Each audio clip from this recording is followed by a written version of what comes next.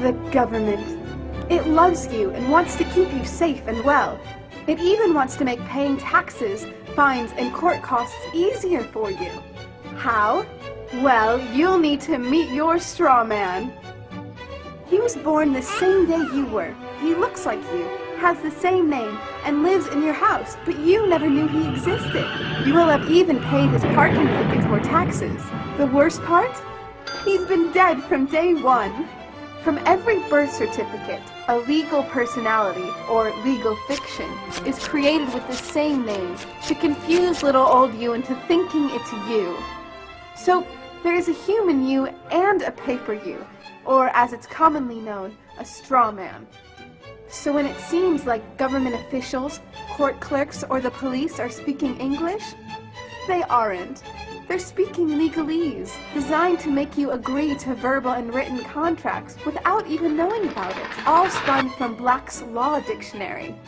For example, when the police say, "Do you understand?"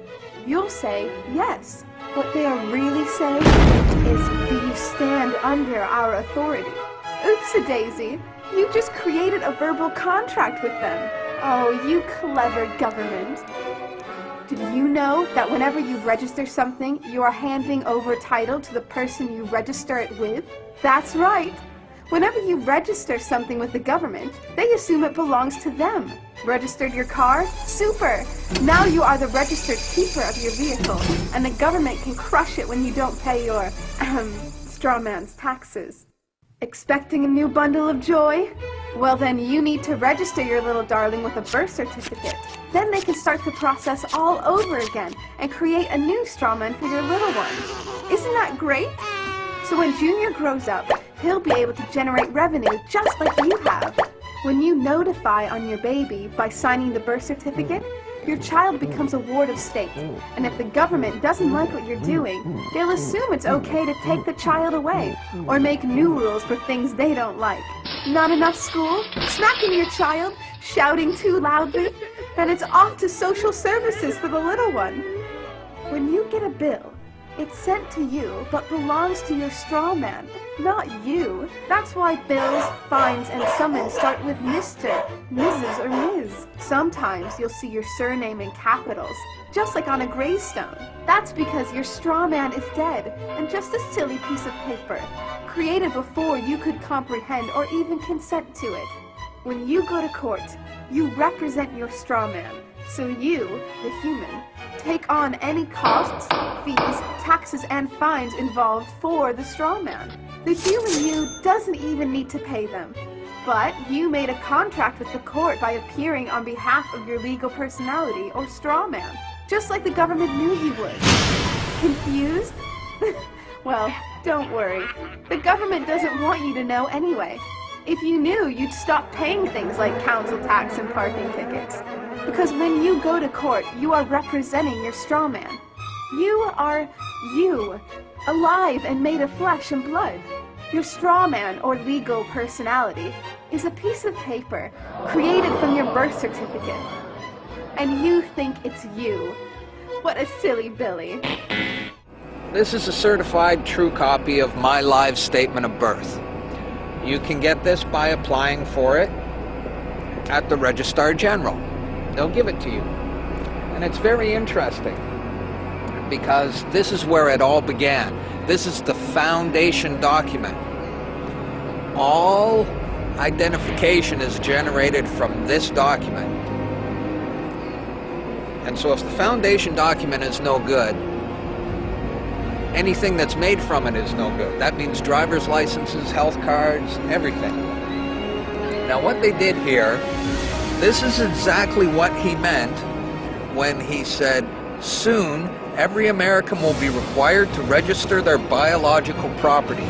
Now your parents didn't realize what they were doing when they filled this out, and these didn't exist before 1933. Birth records were recorded in scripture, and these only came into being in 1933 when they hatched this plan.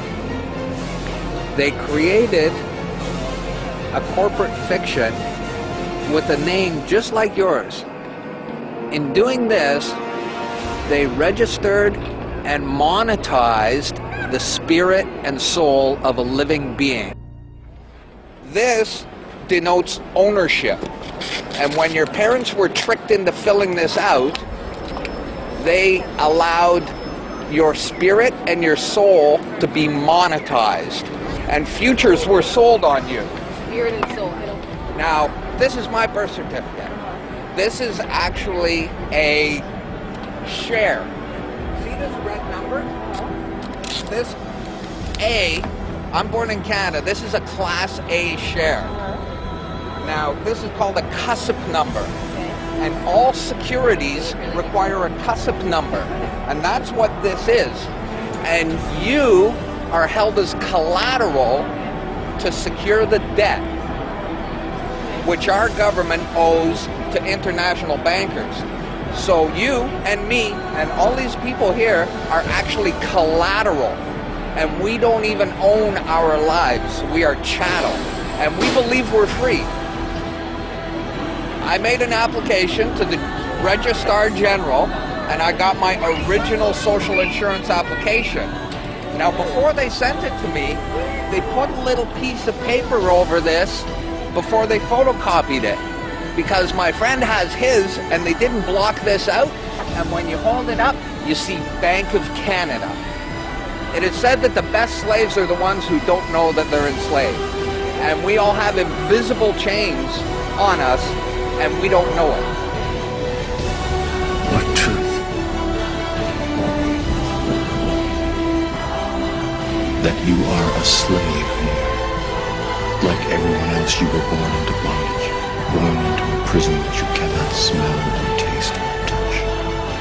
A prison for your mind. We're talking about big bucks. We're not talking about hundreds of millions or even hundreds of billions now. We're talking about trillions of dollars. The obligation is immeasurable. Nobody can measure it. This door's wide open now.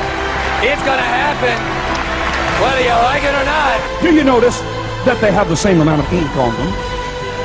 Do you notice that they're made out of the same virtually worthless stuff? It's paper. Did you get it? It's paper. When we create money, we have created an instrument of value that has no value of its own. And it's just as expensive or inexpensive to print the 20 as it is to print the 1. In January of 1913, in December of 1913, he signed the Federal Reserve Act, bringing the Federal Reserve System into place in America, and did what Thomas Jefferson said must never happen. He took the control of the money away from the people by taking it away from the Congress and gave it to a group of private individuals who have to pay taxes